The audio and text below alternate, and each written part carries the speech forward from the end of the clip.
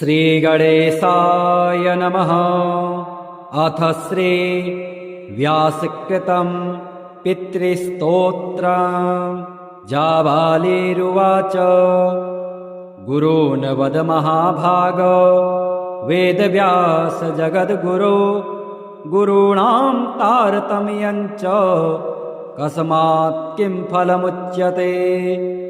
व्यास उवाच माता पिता गुरुः श्रेयान् ज्येष्ठभ्राता पितामहः श्वशुरो मातुलश्चैव तथा मातामहः स्मृतः। पितुर्ज्येष्ठः कनिष्ठश्च भ्राता ज्येष्ठा निजस्वसा पितुः स्वसा जनन्याश्च स्वसा गुरुजनः स्मृतः। पत्न्यः पितामहादीनां तथैव गुरुवः स्मृतः। एतेषु हि पिता श्रेयान् गुरुरेव महागुरुः। पिता धर्मः पिता स्वर्गः पिता हि परमं तपः। पितरे प्रीतिमापन्ने प्रियन्ते सर्वदेवतः। पिता यस्य क्वचित् दुष्टो न तस्य कश्चिद् गतिः। जपोदानं तपोहोमः स्नानं तीर्थक्रियाविधिः। वृथैव तस्य सर्वाणि कर्माण्यानि कानिचित् करोति सर्वदेवेशं पितरं चानुतप्ययः। अनुत्तापः पितुस्तीव्रं विषं दहति यं सुतं। जपादि विफलं तत्र दग्धचित्युक्तबीजवत्। पित्रर्थे पुण्यकर्माणि कुर्यात् सर्वाणि सत्सुतः। तेनाननुमतोऽप्येवं कुर्वन्नेवावसेदते। यत्नातु पितरं यस्तु कियत्पुण्यं च कारयेत् सतत्पुण्यफलं कोटि गुणमाप्नोत्यसंशयम्। शृणु वक्ष्ये पितुः स्तोत्रं विष्णवे ब्रह्मणोदितं। नाभे पद्मोद्भवो येन तुष्टाव पितरं सतम्। ब्रह्मोवाच ॐ नमः पित्रे जन्मदात्रे सर्वदेवमयाय च सुखदाय प्रसन्नाय सुप्रीताय महात्मने। सर्वयज्ञस्वरूपाय स्वर्गाय परमेष्टिने। सर्वतीर्थावलोकाय करुणासागराय च नमः। सदासुतोषाय शिवरूपाय ते नमः। सदापराधक्षमिणे सुखाय सुखदाय च। दुर्लभं मानुषमिदं येन लब्धं मया वपुः। संभावनीयं धर्मार्थे तस्मै पित्रे नमो नमः। तीर्थस्नानतपोहोम जपादे यस्य दर्शनं। महागुरुश्च गुरवे तस्मै पित्रे नमो नमः। यस्य प्रणामस्तवनात् कोटिशः पितृतर्पणम्। अश्वमेधशतैस्तुल्यं तस्मै पित्रे नमो नमः। इदं स्तोत्रं पितुः पुण्यं यः पठेत् प्रयतो नरः। प्रत्यहं प्रातरुत्थाय पितृश्राद्धदिनेऽपि च। स्वजन्मदिवसे साक्षात् पितुरग्रे स्थितोऽपि वा न तस्य दुर्लभं किञ्चित् सर्वज्ञतादिवाञ्छितं। नानापकर्म कृत्वापि यः स्तौति पितरं सुतः स ध्रुवं प्रविधायैव प्रायश्चित्तं सुखी भवेत्। पितुः प्रीतिकरो नित्यं सर्वकर्माण्यथार्हते। स्वधोच्चारणमात्रेण तीर्थस्नायी भवेन्नरः। मुच्यते सर्वपापेभ्यो वाजपेयफलं लभेत्। स्वधा स्वधा स्वधेत्येवं यदेवारत्रयं स्मरेत् श्राद्धस्य फलमाप्नोति कालस्य तर्पणस्य च। श्राद्धकाले स्वधास्तोत्रं यः शृणोति समाहितः लभेच्छादशतानां च पुण्यमेव न संशयः। स्वधा स्वधा स्वधेत्येवं त्रिसन्ध्यं यः पठेन्नरः प्रियां विनीतां स लभेत् साध्वीं पुत्रं गुणान्वितम्। पितॄणां प्राणतुल्या त्वं द्विजजीवनरूपिणी श्राद्धाधिष्ठात्रिदेवे च श्राद्धादीनां फलप्रदा। बहिर्गच्छ मनमनसः पितॄणां तुष्टिहेतवे सम्प्रीतये द्विजातीनां गृहीणां वृद्धिहेतवे। नित्या त्वं नित्यस्वरूपासि गुणरूपासि सुव्रते आविर्भावस्थिरो भावः सृष्टौ च प्रलये तव। ॐ स्वस्तिश्च नमः स्वाहा स्वधा त्वं दक्षिणा तथा निरूपिताश्चतुर्वेदे षड्प्रशस्ताश्च कर्मिणां। पुरासीस्त्वं स्वधा गोपी गोलोके राधिका सखे धृतो रसे स्वधात्मानं कृतं तेन स्वधा स्मृता। इत्येवमुक्त्वा स ब्रह्मा ब्रह्मलोके च संसदे तस्थौ च सहसा सद्यः स्वधा साविर्बभूवः। तदा पितृभ्यः प्रददौ तामेव कमलाननां तां सम्प्राप्ययुस्ते च पितरश्च प्रहर्षितः। स्वधा स्तोत्रमिदं पुण्यं यः शृणोति समाहितः स स्नातः सर्वतीर्थेषु वेदपाठफलं लभेत्।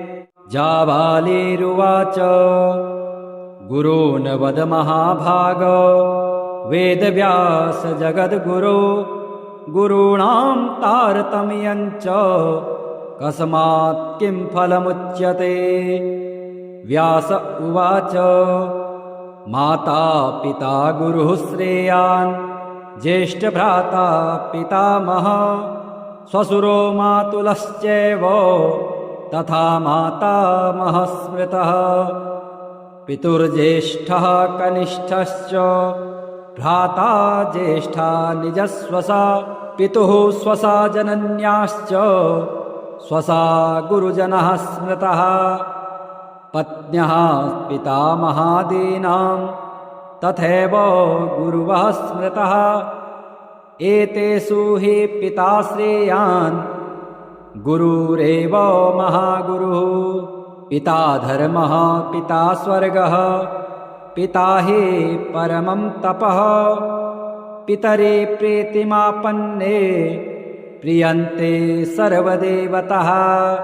पिता यस्य क्वचित् दुष्टो न तस्य कश्चिद् गतिः। जपोदानं तपोहोमः स्नानं तीर्थक्रियाविधिः। वृथैव तस्य सर्वाणि कर्माण्यानि कानिचित् करोति सर्वदेवेशं पितरं चानुतप्ययः। अनुत्तापः पितुस्तीव्रं विषं दहति यं सुतं। जपादे विफलं तत्र दग्धचित्युक्तबीजवत्। पित्रर्थे पुण्यकर्माणि कुर्यात् सर्वाणि सत्सुतः। तेनाननुमतोऽप्येवं कुर्वन्नेवावसेदते। यत्नातु पितरं यस्तु कियत् पुण्यं च कारयेत् स तत्पुण्यफलं कोटि गुणमाप्नोत्यसंशयम्। शृणु वक्ष्ये पितुः स्तोत्रं विष्णवे ब्रह्मणोदितं। नाभे पद्मोद्भवो येन तुष्टाव पितरं सतम्।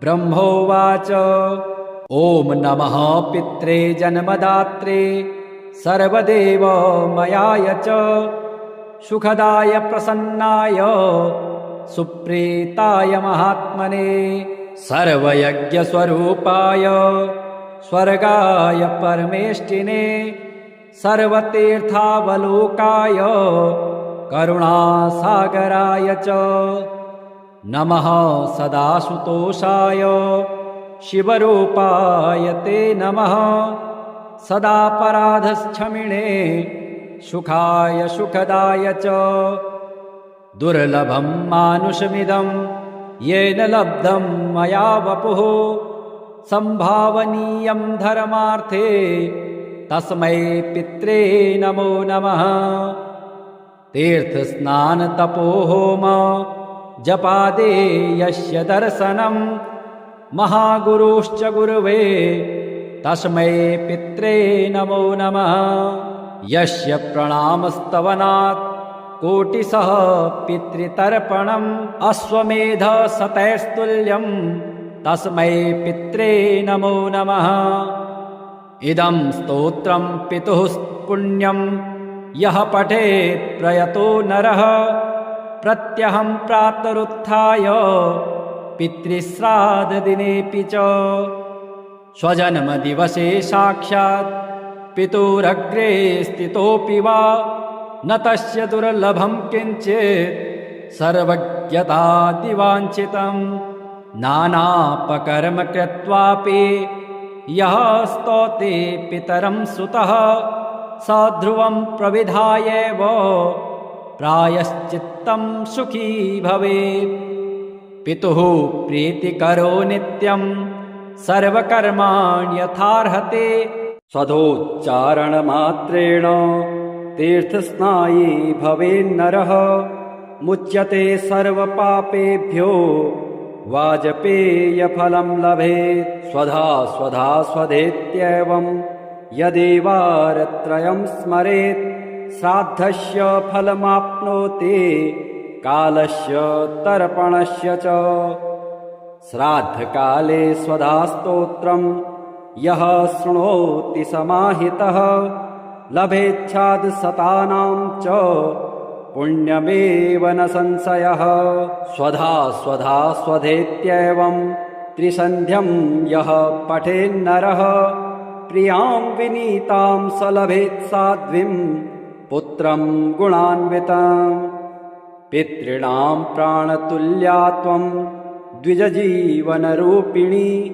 श्राद्धाधिष्ठात्रिदेवे च श्राद्धादीनां फलप्रदा बहिर्गच्छ मनमनस्सः पितॄणां तुष्टिहेतवे सम्प्रीतये द्विजातीनां गृहीणां वृद्धिहेतवे नित्या त्वं नित्यस्वरूपासि गुणरूपासि सुव्रते आविर्भावस्थिरो भावः सृष्टौ च प्रलये तव ॐ स्वस्तिश्च नमः स्वाहा स्वधा त्वं दक्षिणा तथा निरूपिताश्चतुर्वेदे षड्प्रशस्ताश्च कर्मिणां पुरासीस्त्वं स्वधा गोपी गोलोके राधिका सखे धृतो रसे स्वधात्मानं कृतं तेन स्वधा स्मृता इत्येवमुक्त्वा स ब्रह्मा ब्रह्मलोके च संसदे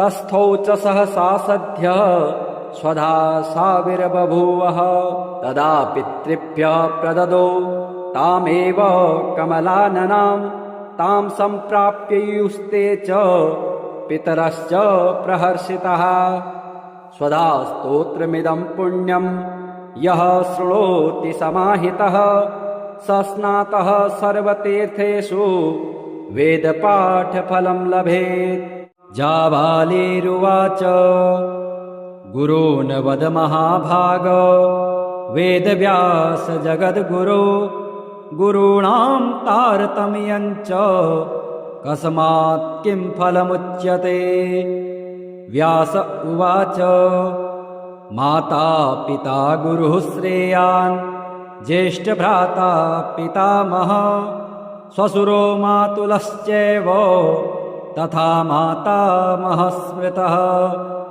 पितुर्ज्येष्ठः कनिष्ठश्च भ्राता ज्येष्ठा निजस्वसा पितुः स्वसा जनन्याश्च स्वसा गुरुजनः स्मृतः पत्न्यः पितामहादीनां तथैव गुरुवः स्मृतः एतेषु हि पिता श्रेयान् गुरुरेव महागुरुः पिता धर्मः पिता स्वर्गः पिता हि परमं तपः पितरे प्रीतिमापन्ने प्रियन्ते सर्वदेवतः पिता यस्य क्वचित् दुष्टो न तस्य कश्चिद् गतिः जपोदानं तपोहोमः स्नानं तीर्थक्रियाविधिः वृथैव तस्य सर्वाणि कर्माण्यानि कानिचित्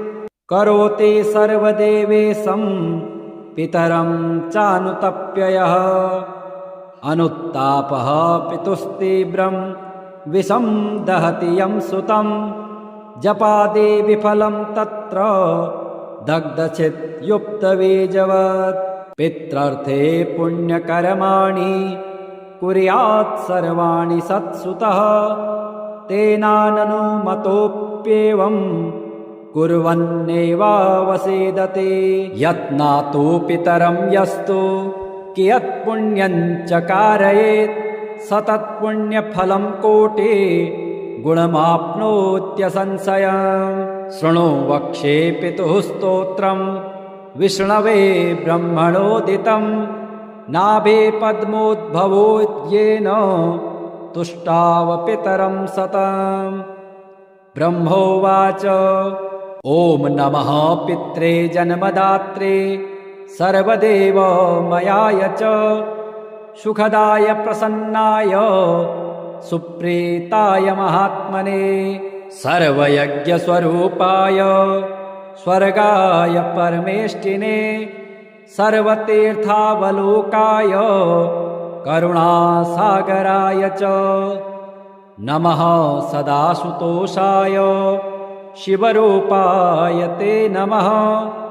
सदापराधक्षमिणे सुखाय सुखदाय च दुर्लभं मानुषमिदं येन लब्धं मया वपुः संभावनीयं धर्मार्थे तस्मै पित्रे नमो नमः तीर्थस्नानतपोहोम जपादे यस्य दर्शनं महागुरुश्च गुरुवे तस्मै पित्रे नमो नमः यस्य प्रणामस्तवनात् कोटिशः पितृतर्पणम् अश्वमेधशतैस्तुल्यं तस्मै पित्रे नमो नमः इदं स्तोत्रं पितुः पुण्यं यः पठेत् प्रयतो नरः प्रत्यहं प्रातरुत्थाय पितृश्राद्धदिनेऽपि च स्वजन्मदिवसे साक्षात् पितुरग्रे स्थितोऽपि वा न तस्य दुर्लभं किञ्चित् सर्वज्ञतादिवाञ्छितं नानापकर्म कृत्वापि यः स्तौति पितरं सुतः स ध्रुवं प्रविधायैव प्रायश्चित्तं सुखी भवेत् पितुः प्रीतिकरो नित्यं सर्वकर्माण्यथार्हते स्वधोच्चारणमात्रेण तीर्थस्नायी भवेन्नरः मुच्यते सर्वपापेभ्यो वाजपेयफलं लभेत् स्वधा स्वधा स्वधेत्येवं यदेवारत्रयं स्मरेत् श्राद्धस्य फलमाप्नोति कालस्य तर्पणस्य च श्राद्धकाले स्वधा स्तोत्रं यः शृणोति समाहितः लभेच्छाद् शतानां च पुण्यमेव न संशयः स्वधा स्वधा स्वधेत्येवं त्रिसन्ध्यं यः पठेन्नरः प्रियां विनीतां स लभेत् साध्वीं पुत्रं गुणान्वितं पितॄणां प्राणतुल्या त्वं द्विजजीवनरूपिणी श्राद्धाधिष्ठात्रिदेवे च श्राद्धादीनां फलप्रदा बहिर्गच्छ मनमनः सह पितॄणां तुष्टिहेतवे सम्प्रीतये द्विजातीनां गृहीणां वृद्धिहेतवे नित्या त्वं नित्यस्वरूपासि गुणरूपासि सुव्रते आविर्भावस्थिरो भावः सृष्टौ च प्रलये तव ॐ स्वस्तिश्च नमः स्वाहा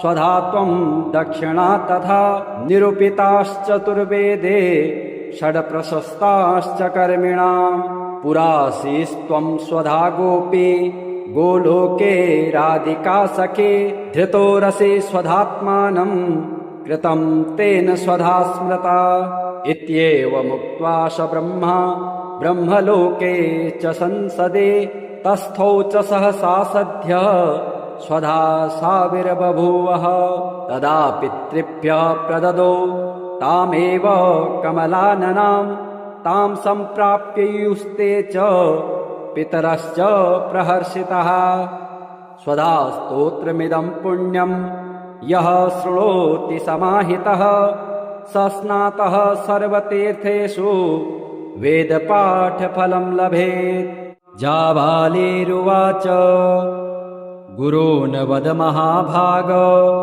वेदव्यास जगद्गुरो गुरूणां तारतम्यं च कस्मात् किं फलमुच्यते व्यास उवाच माता पिता गुरुः श्रेयान् ज्येष्ठभ्राता पितामहः श्वशुरो मातुलश्चैव तथा मातामहः स्मृतः पितुर्ज्येष्ठः कनिष्ठश्च भ्राता ज्येष्ठा निजस्वसा पितुः स्वसा जनन्याश्च स्वसा गुरुजनः स्मृतः पत्न्यः पितामहादीनां तथैव गुरुवः स्मृतः एतेषु हि पिता श्रेयान् गुरुरेव महागुरुः पिता धर्मः पिता स्वर्गः पिता हि परमं तपः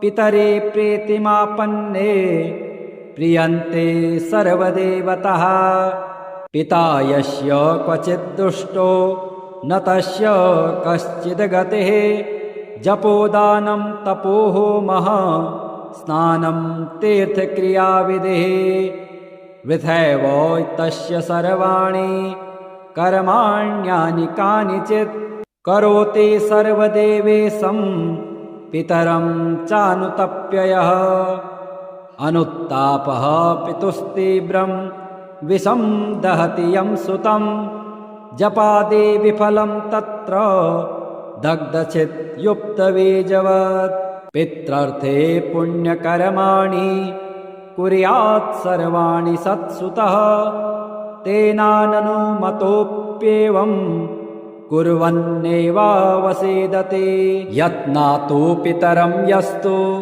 कियत्पुण्यं च कारयेत् स तत्पुण्यफलं कोटि गुणमाप्नोत्यसंशयम् शृणु वक्ष्ये पितुः स्तोत्रं विष्णवे ब्रह्मणोदितं नाभे पद्मोद्भवो येन तुष्टाव पितरं सतम् ब्रह्मोवाच ॐ नमः पित्रे जन्मदात्रे सर्वदेवमयाय च सुखदाय प्रसन्नाय सुप्रीताय महात्मने सर्वयज्ञस्वरूपाय स्वर्गाय परमेष्टिने सर्वतीर्थावलोकाय करुणासागराय च नमः सदाशुतोषाय शिवरूपाय ते नमः सदापराधक्षमिणे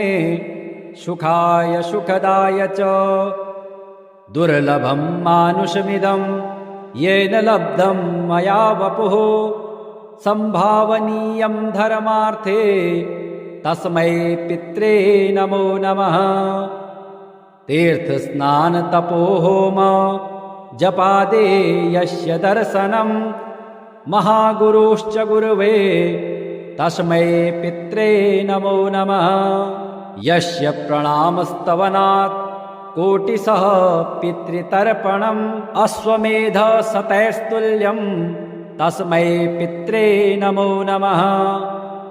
इदं स्तोत्रं पितुः पुण्यं यः पठेत् प्रयतो नरः प्रत्यहं प्रातरुत्थाय पितृश्राद्धदिनेऽपि च स्वजन्मदिवसे साक्षात् पितुरग्रे स्थितोऽपि वा न तस्य दुर्लभं किञ्चित् सर्वज्ञतादिवाञ्छितम् नानापकर्म कृत्वापि यः स्तौति पितरं सुतः स ध्रुवं प्रविधायैव प्रायश्चित्तं सुखी भवेत्।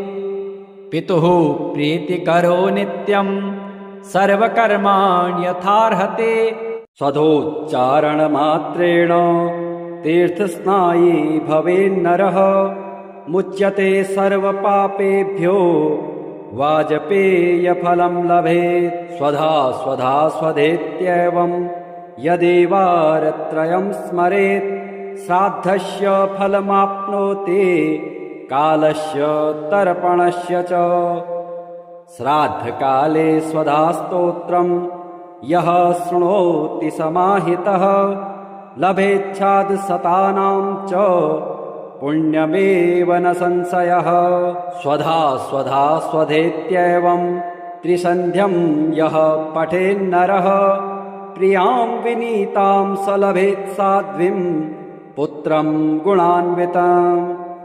पितॄणां प्राणतुल्या त्वं द्विजजीवनरूपिणी श्राद्धाधिष्ठात्रिदेवे च श्राद्धादीनां फलप्रदा।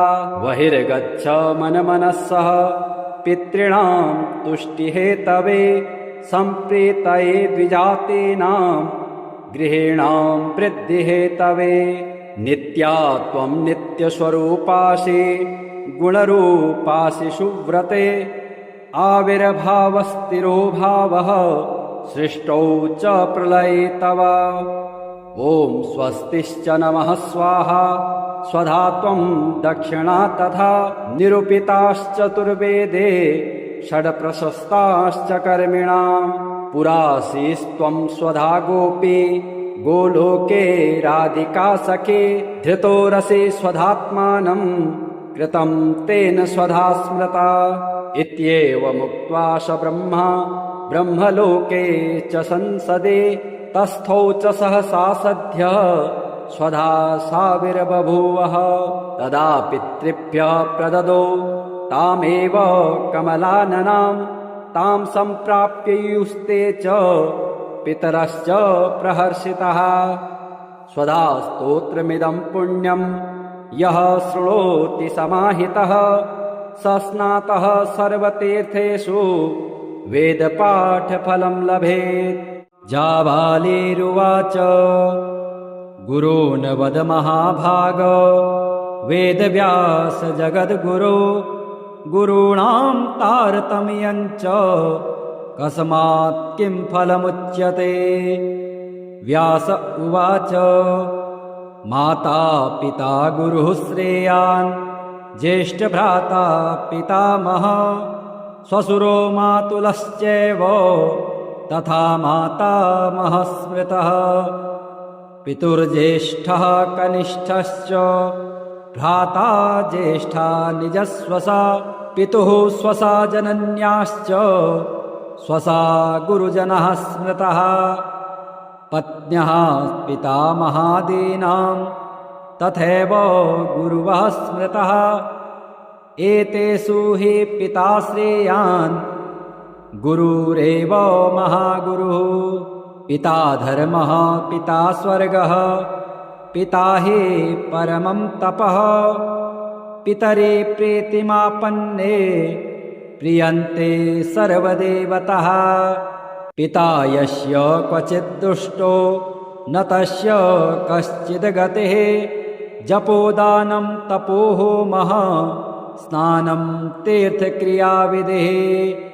वृथैव तस्य सर्वाणि कर्माण्यानि कानिचित् करोति सर्वदेवेशं पितरं चानुतप्ययः। अनुत्तापः पितुस्तीव्रं विषं दहति यं सुतं जपादे विफलं तत्र दग्धचित्युक्तबीजवत् पित्रर्थे पुण्यकर्माणि कुर्यात् सर्वाणि सत्सुतः तेनाननुमतोऽप्येवं कुर्वन्नेवावसेदते यत्नातो पितरं यस्तु कियत्पुण्यं च कारयेत् स तत्पुण्यफलं कोटि गुणमाप्नोत्यसंशयम् शृणु वक्ष्ये पितुः स्तोत्रं विष्णवे ब्रह्मणोदितं नाभे पद्मोद्भवोद्येन तुष्टाव पितरं सतम् ब्रह्मोवाच ॐ नमः पित्रे जन्मदात्रे सर्वदेवमयाय च सुखदाय प्रसन्नाय सुप्रीताय महात्मने सर्वयज्ञस्वरूपाय स्वर्गाय परमेष्टिने सर्वतीर्थावलोकाय करुणासागराय च नमः सदाशुतोषाय शिवरूपाय ते नमः सदापराधक्षमिणे सुखाय सुखदाय च दुर्लभं मानुषमिदं येन लब्धं मया वपुः संभावनीयं धर्मार्थे तस्मै पित्रे नमो नमः तीर्थस्नानतपोहोम जपादे यस्य दर्शनं महागुरुश्च गुरुवे तस्मै पित्रे नमो नमः यस्य प्रणामस्तवनात् कोटिशः पितृतर्पणम् अश्वमेधशतैस्तुल्यं तस्मै पित्रे नमो नमः इदं स्तोत्रं पितुः पुण्यं यः पठेत् प्रयतो नरः प्रत्यहं प्रातरुत्थाय पितृश्राद्धदिनेऽपि च स्वजन्मदिवसे साक्षात्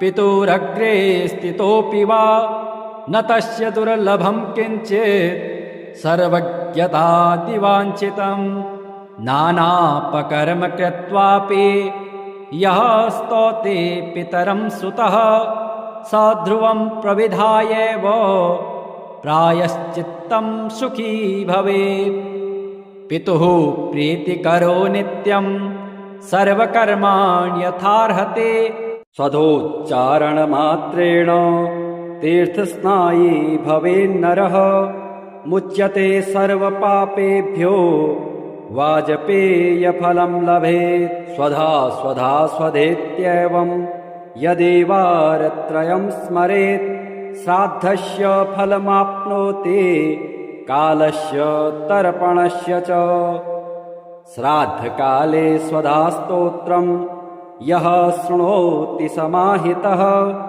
लभेच्छाद् शतानां च पुण्यमेव न संशयः स्वधा स्वधा स्वधेत्येवं त्रिसन्ध्यं यः पठेन्नरः प्रियां विनीतां स लभेत् साध्वीं पुत्रं गुणान्वितं पितॄणां प्राणतुल्या त्वं द्विजजीवनरूपिणी श्राद्धाधिष्ठात्रिदेवे च श्राद्धादीनां फलप्रदा बहिर्गच्छ मनमनस्सः पितॄणां तुष्टिहेतवे सम्प्रीतये द्विजातीनां गृहीणां वृद्धिहेतवे नित्या त्वं नित्यस्वरूपासि गुणरूपासि सुव्रते आविर्भावस्थिरो भावः सृष्टौ च प्रलये तव ॐ स्वस्तिश्च नमः स्वाहा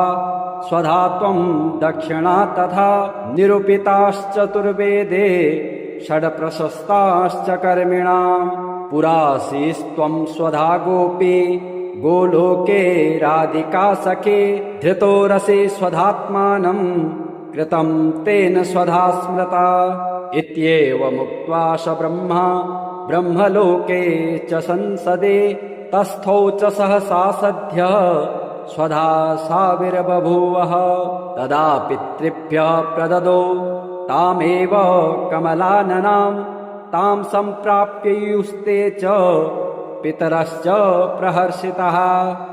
स्वधा स्तोत्रमिदं पुण्यं यः शृणोति समाहितः स स्नातः सर्वतीर्थेषु वेदपाठफलं लभेत्।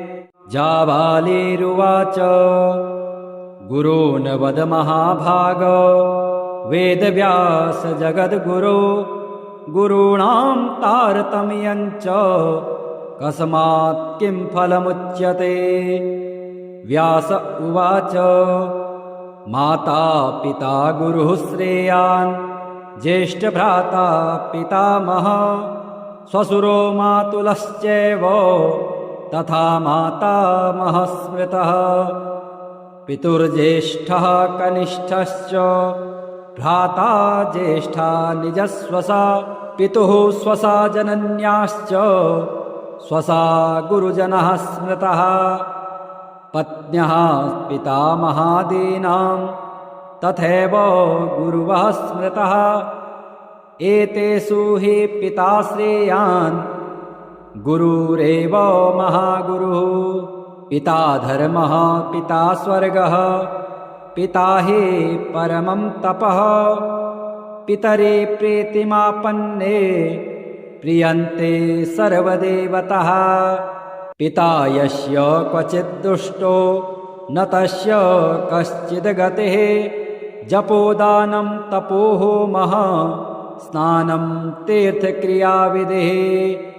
वृथैव तस्य सर्वाणि कर्माण्यानि कानिचित् करोति सर्वदेवेशं पितरं चानुतप्ययः। अनुत्तापः पितुस्तीव्रं विषं दहति यं सुतं। जपादि विफलं तत्र दग्धचित्युक्तबीजवत्। पित्रर्थे पुण्यकर्माणि कुर्यात् सर्वाणि सत्सुतः। तेनाननुमतोऽप्येवं कुर्वन्नेवावसेदते।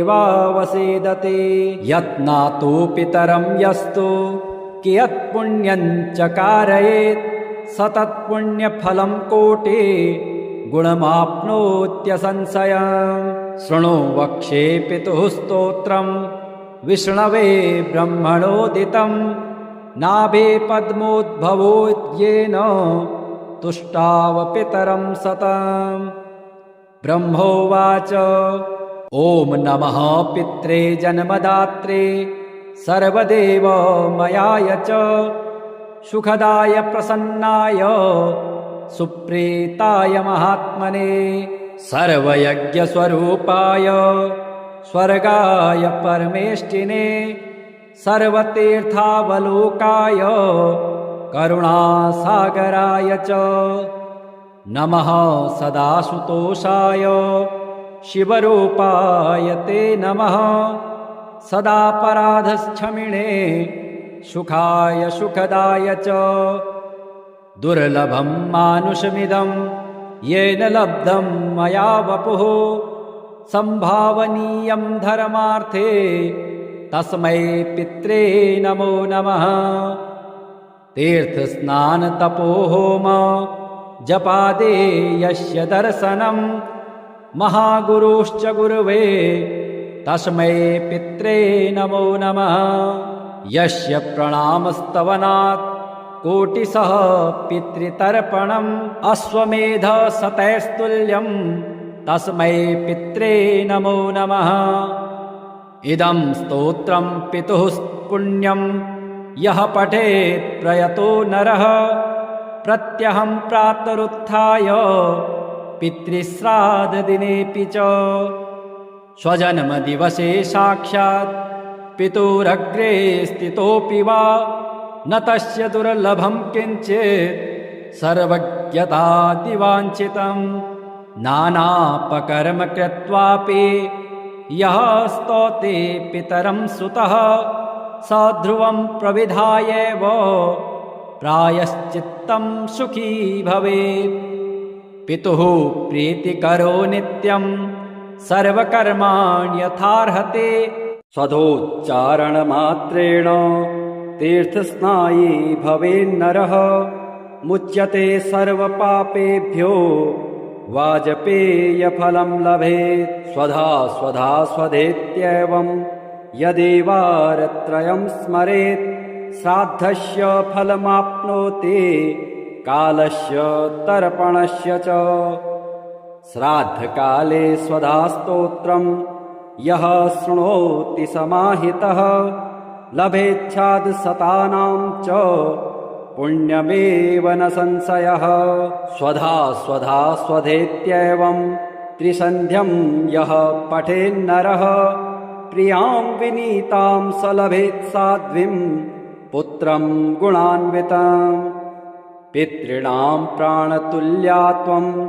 द्विजजीवनरूपिणी श्राद्धाधिष्ठात्रिदेवे च श्राद्धादीनां फलप्रदा बहिर्गच्छ मनमनस्सः पितॄणां तुष्टिहेतवे सम्प्रीतये द्विजातीनां गृहीणां वृद्धिहेतवे नित्या त्वं नित्यस्वरूपासि गुणरूपासि सुव्रते आविर्भावस्थिरो भावः सृष्टौ च प्रलये तव ॐ स्वस्तिश्च नमः स्वाहा स्वधा त्वं दक्षिणा तथा निरूपिताश्चतुर्वेदे षड्प्रशस्ताश्च कर्मिणां पुरासीस्त्वं स्वधा गोपी गोलोके राधिका सखे धृतो रसे स्वधात्मानं कृतं तेन स्वधा स्मृता इत्येवमुक्त्वा स ब्रह्मा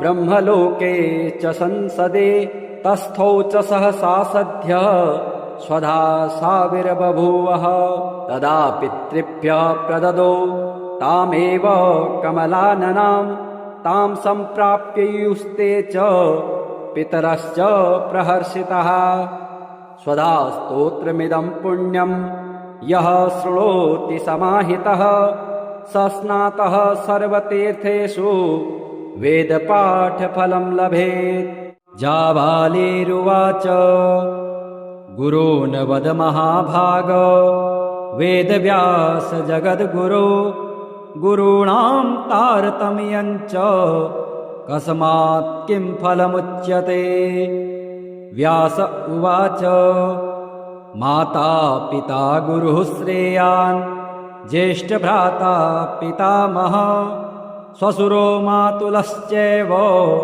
तथा मातामहः स्मृतः पितुर्ज्येष्ठः कनिष्ठश्च भ्राता ज्येष्ठा निजस्वसा पितुः स्वसा जनन्याश्च स्वसा गुरुजनः स्मृतः पत्न्यः पितामहादीनां तथैव गुरुवः स्मृतः एतेषु हि पिता श्रेयान् गुरुरेव महागुरुः पिता धर्मः पिता स्वर्गः पिता हि परमं तपः पितरे प्रीतिमापन्ने प्रियन्ते सर्वदेवतः पिता यस्य क्वचित् दुष्टो न तस्य कश्चिद् गतिः जपोदानं तपोहोमः स्नानं तीर्थक्रियाविधिः वृथैव तस्य सर्वाणि कर्माण्यानि कानिचित् करोति सर्वदेवेशं पितरं चानुतप्ययः अनुत्तापः पितुस्तीव्रं विषं दहति यं सुतं जपादि विफलं तत्र दग्धचिद्युक्तबीजवत् पित्रर्थे पुण्यकर्माणि कुर्यात् सर्वाणि सत्सुतः तेनाननुमतोऽप्येवं कुर्वन्नेवावसेदते यत्नातु पितरं यस्तु कियत्पुण्यं च कारयेत् सतत्पुण्यफलं कोटि गुणमाप्नोत्यसंशयम् शृणु वक्ष्ये पितुः स्तोत्रं विष्णवे ब्रह्मणोदितं नाभे पद्मोद्भवोद्येन तुष्टाव पितरं सतम् ब्रह्मोवाच ॐ नमः पित्रे जन्मदात्रे सर्वदेवमयाय च सुखदाय प्रसन्नाय सुप्रीताय महात्मने सर्वयज्ञस्वरूपाय स्वर्गाय परमेष्टिने सर्वतीर्थावलोकाय करुणासागराय च नमः सदासुतोषाय शिवरूपाय ते नमः सदापराधक्षमिणे सुखाय सुखदाय च दुर्लभं मानुषमिदं येन लब्धं मया वपुः संभावनीयं धर्मार्थे तस्मै पित्रे नमो नमः तीर्थस्नानतपोहोम जपादे यस्य दर्शनं महागुरुश्च गुरुवे तस्मै पित्रे नमो नमः यस्य प्रणामस्तवनात् कोटिशः पितृतर्पणम् अश्वमेधशतैस्तुल्यं तस्मै पित्रे नमो नमः इदं स्तोत्रं पितुः पुण्यं यः पठेत् प्रयतो नरः प्रत्यहं प्रातरुत्थाय पितृश्राद्धदिनेऽपि च स्वजन्मदिवसे साक्षात् पितुरग्रे स्थितोऽपि वा न तस्य दुर्लभं किञ्चित् सर्वज्ञतादिवाञ्छितं नानापकर्म कृत्वापि यः स्तौति पितरं सुतः स ध्रुवं प्रविधायैव प्रायश्चित्तं सुखी भवेत् पितुः प्रीतिकरो नित्यं सर्वकर्माण्यथार्हते स्वधोच्चारणमात्रेण तीर्थस्नायी भवेन्नरः मुच्यते सर्वपापेभ्यो वाजपेयफलं लभेत् स्वधा स्वधा स्वधेत्येवं यदेवारत्रयं स्मरेत् श्राद्धस्य फलमाप्नोति कालस्य तर्पणस्य च श्राद्धकाले स्वधास्तोत्रं यः शृणोति समाहितः लभेच्छादशतानां च पुण्यमेव न संशयः स्वधा स्वधा स्वधेत्येवं त्रिसन्ध्यं यः पठेन्नरः प्रियां विनीतां स लभेत् साध्वीं पुत्रं गुणान्वितं पितॄणां प्राणतुल्या त्वं द्विजजीवनरूपिणी श्राद्धाधिष्ठात्रिदेवे च श्राद्धादीनां फलप्रदा बहिर्गच्छ मनमनस्सः पितॄणां तुष्टिहेतवे सम्प्रीतये द्विजातीनां गृहीणां वृद्धिहेतवे नित्या त्वं नित्यस्वरूपासि गुणरूपासि सुव्रते आविर्भावस्थिरो भावः सृष्टौ च प्रलये तव ॐ स्वस्तिश्च नमः स्वाहा स्वधा त्वं दक्षिणा तथा निरूपिताश्चतुर्वेदे षड्प्रशस्ताश्च कर्मिणां पुरासीस्त्वं स्वधा गोपी गोलोके राधिका सखे धृतो रसे स्वधात्मानं कृतं तेन स्वधा स्मृता इत्येवमुक्त्वा स ब्रह्मा ब्रह्मलोके च संसदे तस्थौ च सहसा सद्यः स्वधा साविर्बभूवः तदा पितृभ्यः प्रददौ तामेव कमलाननां तां सम्प्राप्ययुस्ते च पितरश्च प्रहर्षितः स्वधा स्तोत्रमिदं पुण्यं यः शृणोति समाहितः स स्नातः सर्वतीर्थेषु वेदपाठफलं लभेत्